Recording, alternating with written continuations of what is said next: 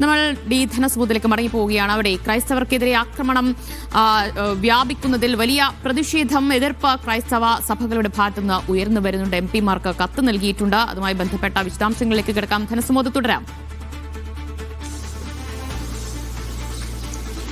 70ഓളം പേർ പങ്കെടുത്ത പ്രാർത്ഥനാ യോഗത്തിലാണ് ഹിന്ദുത്വവാദികൾ മാരകായുധങ്ങളായി പ്രവേശിച്ചതും ഈ 25ഓളം പേർക്കാണ് ഗുരുതരമായി പരിക്കേറ്റിരിക്കുന്നത്. ഇവരുടെ ആക്രമണത്തിൽ അത് ഭൂരിഭാഗം പേരുടെയും തലക്കാണ് വെട്ടേറ്റിരിക്കുന്നത്. അങ്ങനെയാണ് ഇവരെ ആശുപത്രിയിലേക്ക് പ്രവേശിപ്പിച്ചിരിക്കുന്നത്.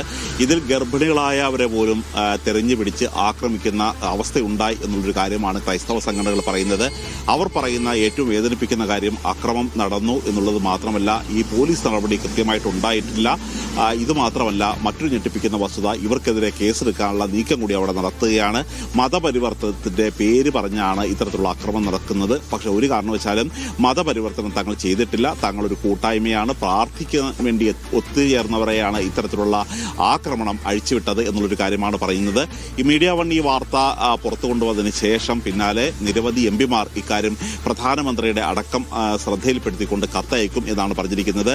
ഇടതുപക്ഷ MP-മാരായ A.A. റഹീം, രാജ്യസഭയിലെ CPI സഭാ നേതാവായിട്ടുള്ള സന്തോഷ് കുമാർ തുടങ്ങിയവർ ഈ വിഷയത്തിൽ ഇടപെട്ടിട്ടുണ്ട്.